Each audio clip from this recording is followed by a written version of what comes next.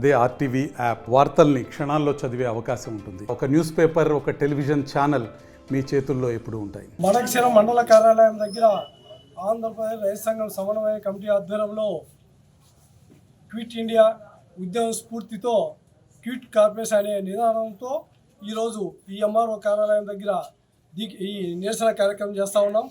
ప్రధానంగా మడకశిర మండలంలో ఎస్జీజెడ్ భూములకు 2004వ సంవత్సరంలో 2000 ఎకరాల 200 ఎకరాలు భూమి తీసుకున్నారు.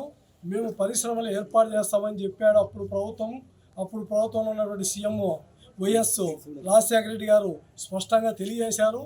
ప్రతి ఒక్కరికి కూడా ఒక్కొక్కరికి ఇంటికి ఒక ఉద్యోగం ఇస్తామని చెప్పడం జరిగింది.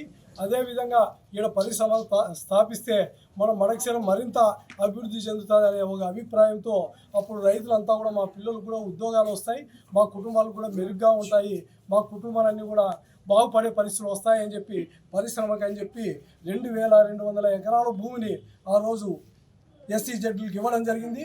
కానీ నాటి నుంచి నేటి వరకు కూడా ఎక్కడ కూడా ఒక పరిశ్రమ ఏర్పాటు చేసింది లేదు, ఎక్కడ కూడా ఒక పునాది చేసింది లేదు.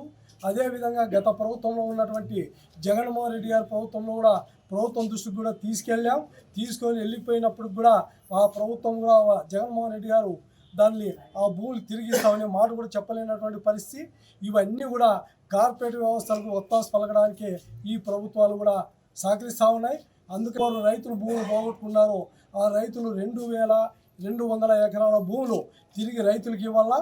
అదేవిధంగా వాటన్నిటిని కూడా ఆన్లైన్లో ఎక్కించాలా, 1Bలు అన్నీ కూడా వచ్చే విధంగా కూడా ఏర్పాటు చేయించాలా. రాజశేఖర రెడ్డి ముఖ్యమంత్రిగా ఉన్నప్పుడు రైతుల భూములు 2200 రైతుల భూములను పరిశ్రమల కోసం తీసుకొని 20 ఏళ్ళు అవుతున్నా కూడా ఇప్పటికి కూడా ఒక్క రాయి కూడా పునాది రాయి కూడా వేయలేదు.